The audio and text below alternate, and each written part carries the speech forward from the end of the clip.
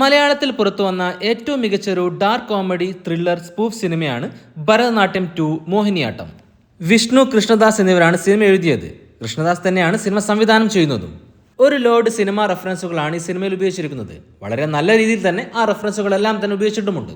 ആ റെഫറൻസുകളെ കുറിച്ചാണ് നമ്മൾ ഈ വീഡിയോയിൽ സംസാരിക്കാൻ പോകുന്നത്.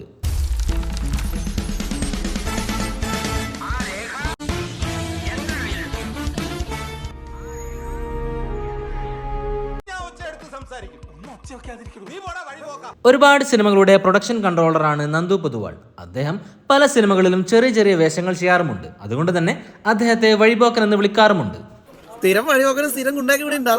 നീ വഴിപോക്കനാന്ന് പറഞ്ഞ് കളിയാക്കൊന്നും വേണ്ട. കഴിഞ്ഞ വർഷത്തെ ഏറ്റവും നല്ല വഴിപോക്കനുള്ള അവാർഡ് വാങ്ങിച്ചാണ് ഞാൻ. ആ ഒരു പേരിനെ റെഫറൻസ് ചെയ്തുകൊണ്ടാണ് സുരാജ് വെഞ്ഞാറമൂടിന്റെ കഥാപാത്രം അങ്ങനെ വിളിക്കുന്നതും. സിനിമയിൽ ജഗദീഷിന്റെ കഥാപാത്രം വീട്ടിലേക്ക് വരുമ്പോൾ അമ്മ ജ്യൂസ് കൊടുക്കുമ്പോൾ അത് കുടിക്കാതിരിക്കുന്നതായി കാണിക്കുന്നുണ്ട്. എനിക്ക് വേണ്ട. അവിടെ എന്തോ ഒന്ന് ജഗദീഷ് ചിന്തിക്കുന്നുമുണ്ട്. ഇത് ജഗദീഷ് തന്നെ മറ്റൊരു സിനിമയിൽ അഭിനയിച്ച ഒരു കഥാപാത്രത്തിന്റെ മെറ്റാ റെഫറൻസ് ആണ്. മമ്മൂട്ടിയുടെ റോഷാക്ക് സിനിമയിൽ ജഗദീഷ് അവതരിപ്പിച്ച കഥാപാത്രത്തെ ബിന്ദു പണിക്കർ ജ്യൂസിൽ വിഷം നൽകി കൊല്ലുന്ന ഒരു രംഗമുണ്ട്. ഒരിക്കൽ പോയാ പിന്നെ കഴിഞ്ഞു. ആ രംഗത്തെയാണ് ഇത് ഓർമ്മിപ്പിക്കുന്നതും. സിനിമയിൽ കൊല കൊണ്ടുപോകാൻ ഒരു വണ്ടി വിളിക്കുന്ന രംഗമുണ്ട്. ആ വണ്ടിയുടെ പേര് സിനിമയിൽ ഇങ്ങനെയാണ് കാണിക്കുന്നത്. ബമ്പാട്ട് ഹുടുഗി എന്ന കന്നഡ വേർഡാണത്. ഓസം ഗേൾ എന്നാണ് അതിനർത്ഥം. 1999 ലാൽ ജോസ് ചിത്രമായ ചന്ദ്രൻ ഉദിക്കുന്ന ദിക്കിലൂടെ മലയാളികൾക്ക് ഏറെ സുപരിചിതമായ ഒരു വേർഡാണത്.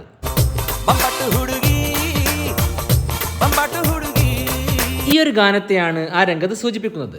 സിനിമയിലെ മറ്റൊരു ഗാനം കേൾക്കാം. ഈ ഗാനത്തിന്റെ ലിറിക്സ് വരുന്നത് മലയാളികൾക്ക് സുപരിചിതമായ മറ്റൊരു സിനിമാ രംഗത്ത് നിന്നുമാണ്. 2002 ദിലീപ് ചിത്രമായ കല്യാണരാമനിൽ ഇന്നസെന്റ് അവതരിപ്പിച്ച മിസ്റ്റർ പോഞ്ഞിക്കര പറഞ്ഞ ഈ ഒരു ഡയലോഗ്. അപ്പൊ അവന്റെ അമ്മയുടെ വീടിന്റെ തൊട്ടടുത്ത് തന്നെ എന്റെ വീട്, എന്നിട്ട് അവൻ എന്നോട് ഇങ്ങനെ പെരുമാറും. ആ ഡയലോഗ് ഉപയോഗിച്ചുകൊണ്ടാണ് ഈ ഗാനം തയ്യാറാക്കിയിരിക്കുന്നത്. സിനിമയിൽ സുഭാഷ് ജൂനിയർ മാമനെ അന്വേഷിച്ച് നടക്കുന്ന ഒരു രംഗമുണ്ട്. ഈ രംഗം ഇൻസ്പയർ ചെയ്തിരിക്കുന്നത് വിനീത് ശ്രീനിവാസന്റെ ഹൃദയം സിനിമയിലെ സെൽവയെ വിളിക്കുന്ന രംഗത്തു നിന്നാണ്.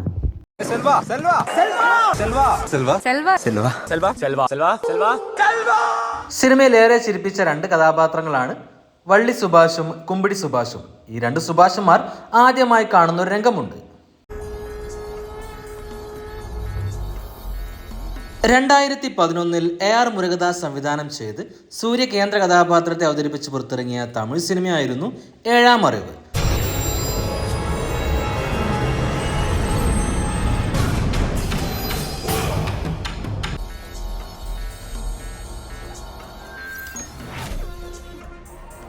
ആ സിനിമയിലെ സൂര്യയുടെ ഈ രംഗത്തു നിന്നും ഇൻസ്പയർ ചെയ്തുകൊണ്ടാണ് സുഭാഷുമാരുടെ രംഗം ചിത്രീകരിച്ചത്.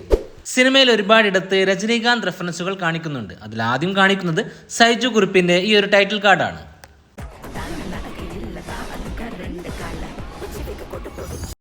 അണ്ണാമലൈ സിനിമ മുതൽ തന്നെ രജനീകാന്ത് ഉപയോഗിച്ചു വരുന്ന അദ്ദേഹത്തിന്റെ ടൈറ്റിൽ കാർഡാണ് സൈജു കുറുപ്പിൻ്റെതായി സിനിമയിൽ കാണിക്കുന്നത്.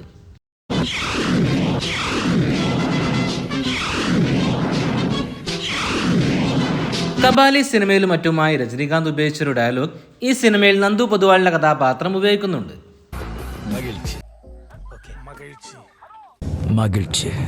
2025 ലോകേഷ് കനകരാജ് സംവിധാനം ചെയ്ത രജനീകാന്ത് ചിത്രമായ കൂലി സിനിമയുടെ റെഫറൻസും ഈ സിനിമയിലുണ്ട്.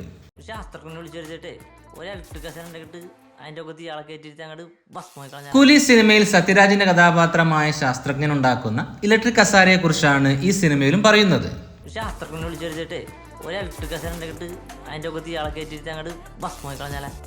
സിനിമയിൽ കാണിച്ച മറ്റൊരു ഹോളിവുഡ് സിനിമ റെഫറൻസ് ആണ് ജോക്കർ റെഫറൻസ്. കലാരഞ്ജിനിയുടെ ചുണ്ടുകൾ ജോക്കറിന്റെ ചുണ്ടുകൾ പോലെ വരച്ചു വെച്ചിരിക്കുന്നതായി കാണാം. സിനിമയുടെ അവസാന ഭാഗത്ത് ജഗദീഷും കലാരഞ്ജിനിയും ചേർന്നുകൊണ്ട് ഒരു പഴയ മലയാള സിനിമയിലെ റൊമാൻറ്റിക് രംഗം റീക്രിയേറ്റ് ചെയ്യുന്നുണ്ട്.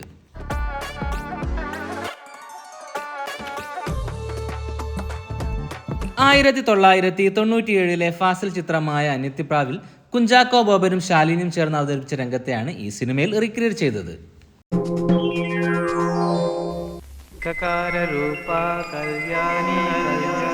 മോഹിനിയാട്ടം സിനിമയുടെ കോർ പ്ലോട്ട് തന്നെ ദൃശ്യം സിനിമയുമായി സാമ്യമുള്ളതാണ്. ദൃശ്യം 4 വല്ലോണാ? എന്നോട് പറഞ്ഞോ, ഞാൻ ആരോടും പറയൂലാട്ടാ. ദൃശ്യം സീരിയസ് ആയ ഒരു മിസ്റ്ററി ത്രില്ലർ ആണെങ്കിൽ ഈ ഒരു സിനിമ ഒരു കോമഡി സിനിമയാണ്. രണ്ട് സിനിമയിലെയും ഫാമിലികൾ കടന്നു പോകുന്നത് ഒരേ സിറ്റുവേഷനിലൂടെയാണ്. ഇതില് ജോർജ് കുട്ടി ഇല്ലാത്ത സമയത്ത് ക്ഷണിക്കപ്പെടാത്ത മറ്റൊരു അതിഥി വീട്ടിൽ വന്ന് അതുകൊണ്ട് തന്നെ സിനിമയിൽ പലയിടത്തും ദൃശ്യം സിനിമയെ കുറിച്ച് തന്നെ പറയുന്നുമുണ്ട്. എന്നാൽ ചില രംഗങ്ങളിൽ ദൃശ്യം സിനിമയുടെ സ്പൂഫും സിനിമയിൽ അവതരിപ്പിച്ചിട്ടുണ്ട്. ദൃശ്യത്തിന്റെ ആദ്യ ഭാഗത്ത് കുഞ്ചനും കലാഭവൻ ഷാജോണും ചേർന്ന് അവതരിപ്പിച്ച ഒരു രംഗമുണ്ട്. അവൻ്റെ ഉള്ളിൽ പേടിയുണ്ടെങ്കിൽ അവനിപ്പോൾ ഒന്ന് തിരിഞ്ഞു നോക്കും. ഇവനീ പറഞ്ഞതിൽ എന്തേലും കള്ളത്തരം ഉണ്ടെങ്കിൽ അവനിപ്പോ തിരിഞ്ഞു. ആ രംഗത്തെയാണ് ഈ സിനിമയിൽ റെഫറൻസ് ചെയ്തിരിക്കുന്നത്. ഇപ്പൊ എന്തായി അങ്ങനെ അതിന്റെ സൈക്കോളജി.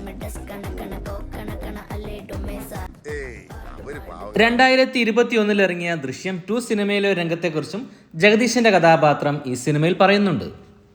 ഞാൻ ഫിറ്റ്സ് വന്ന പോലെ അഭിനയിക്കട്ടെ. ദൃശ്യം സിനിമയിൽ പോലീസ് ചോദ്യം ചെയ്യുമ്പോൾ ഹൻസിബാസന്റെ കഥാപാത്രത്തിന് ഫിറ്റ്സ് വരുന്നുണ്ട്. ആ ഒരു സംഭവത്തെയാണ് ജഗദീഷ് പറയുന്നത്. മോഹിനിയാട്ടം സിനിമയിലെ ഏറ്റവും രസകരമായ റെഫറൻസ് ആണ് മമ്മൂട്ടിയുടെ വേഷം സിനിമയെക്കുറിച്ചുള്ള റെഫറൻസ്. താനൊരു ചക്ക തിന്നാൻ ചെന്നപ്പോ ചക്കയെല്ലാം തമ്പാനൂർക്ക് പോയെന്ന് കേട്ടു. താനൊരു ചക്ക തിന്നാൻ ചെന്നപ്പോ ചക്കയെല്ലാം തമ്പാനൂർക്ക് പോയെന്ന് കേട്ടു. ആ സിനിമയിലെ മമ്മൂട്ടിയുടെ ഡയലോഗ് അങ്ങനെ തന്നെ എടുത്തു പറയുകയാണ് ജഗദീഷ് ചെയ്യുന്നത്. തമ്പാനൂർ ചെന്നപ്പോ മാവിലാണ് ചക്ക കായ്ക്കുന്നതെന്ന്. തമ്പാനൂർ ചെന്നപ്പോ മാവിൽ ആ ചക്ക കായ്ക്കുന്നു. ആ സിനിമയിൽ ഒരു സെന്റിമെന്റൽ ഡയലോഗ് ആയിട്ടാണ് അത് പറയുന്നതെങ്കിലും അത് അവിടെ തന്നെ കോമഡി ആയിരുന്നു. ഈ സിനിമയിലും അത് വളരെ കോമഡിയായി തന്നെ അവതരിപ്പിച്ചിട്ടുണ്ട്. മാവിലെ ചക്ക തിന്നാൻ പാടുണ്ടോന്നറിയാൻ മാവിലാൽ ചെന്ന് കാരണവന്മാരോട് ചോദിച്ചപ്പോ അവര് പറഞ്ഞു ഞങ്ങൾ ഈ നാട്ടുകാരല്ലെന്ന്. മാവിലച്ചക്ക തിന്നാൻ പാടുണ്ടോന്ന് മാവിലായി ചെന്ന് കാരണവന്മാരോട് ചോദിച്ചപ്പോ അവര് പറഞ്ഞു ഞങ്ങൾ ഈ നാട്ടുകാർ. ഒരുപാട് സിനിമകളിൽ കാണിക്കുന്ന ഒരു മോഹൻലാൽ റെഫറൻസ് ആണ് ദശരഥം റെഫറൻസ്. ദശരഥം സിനിമയുടെ ക്ലൈമാക്സ് ഭാഗത്ത് മോഹൻലാലും സുകുമാരിയും അവതരിപ്പിച്ച ആ ഒരു രംഗത്തെ സൂചിപ്പിക്കുന്ന തരത്തിലുള്ള രംഗം മോഹിനിയാട്ടം സിനിമയിലും കാണാം.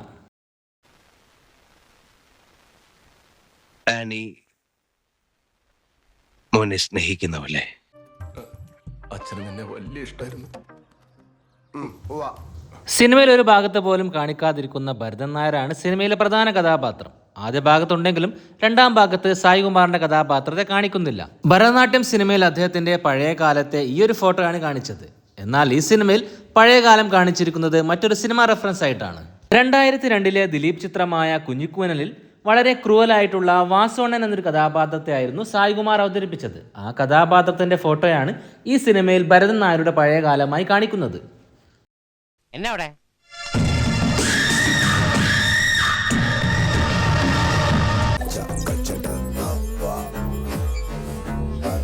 ബേബി ജീൻ അവതരിപ്പിച്ച സുഭാഷിന്റെ കഥാപാത്രം കൈകൾ പിന്നിൽ കെട്ടിക്കൊണ്ട് സംസാരിക്കുന്നത് മമ്മൂട്ടിയുടെ സേതുരാമയ്യർ CBI ഓർമ്മിപ്പിക്കുന്നതാണെന്ന് പലരും പറയുന്നുണ്ട്.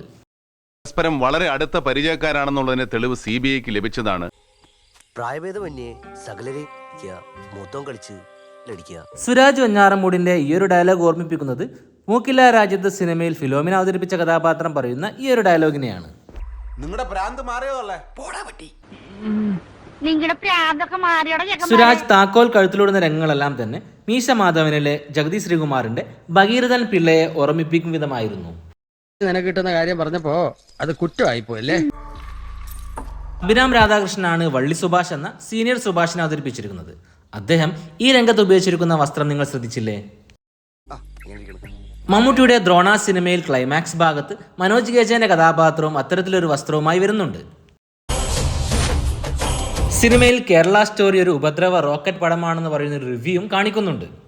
മുഖത്ത് ചാണകം തേച്ചിരിക്കുന്ന ഒരു യുവാവിനെ കാണിച്ചുകൊണ്ടാണ് കേരള സ്റ്റോറി 3യുടെ റിവ്യൂ കാണിക്കുന്നത്. ഒരു TV ന്യൂസ് കാണിക്കുമ്പോൾ അതിനിടയിൽ സൈജു കുറുപ്പിന് അവാർഡില്ല എന്നൊരു വാർത്ത കൂടി കാണിക്കുന്നുണ്ട്. ഒരു കാലത്ത് കാസർഗോഡ് നിന്നുള്ള ചിലർ കേരളത്തെ മുഴുവൻ പറ്റിച്ച ബ്രിട്ടീഷ് ക്രീം പോലെയുള്ള വെളുപ്പിക്കൽ ക്രീമിനെ കുറിച്ചും പറയുന്നുണ്ട്. ഇതുപോലെ എന്തൊക്കെ റെഫറൻസുകളാണ് മോഹിനിയാട്ടം സിനിമയിൽ നിങ്ങൾ കണ്ടത്? കമന്റ് ചെയ്യുമല്ലോ. വീഡിയോ ഇഷ്ടപ്പെട്ടാൽ ഹൈപ്പ് ചെയ്യുമല്ലോ. ചാനൽ സബ്സ്ക്രൈബ് ചെയ്യാതെയാണ് നിങ്ങൾ വീഡിയോ ഇതുവരെ കണ്ടതെങ്കിൽ ചാനൽ സബ്സ്ക്രൈബ് ചെയ്യുന്ന കാര്യം പരിഗണിക്കുമല്ലോ. മറ്റൊരു രസകരമായ വീഡിയോയുമായി വീണ്ടും വരാം. പീസ്.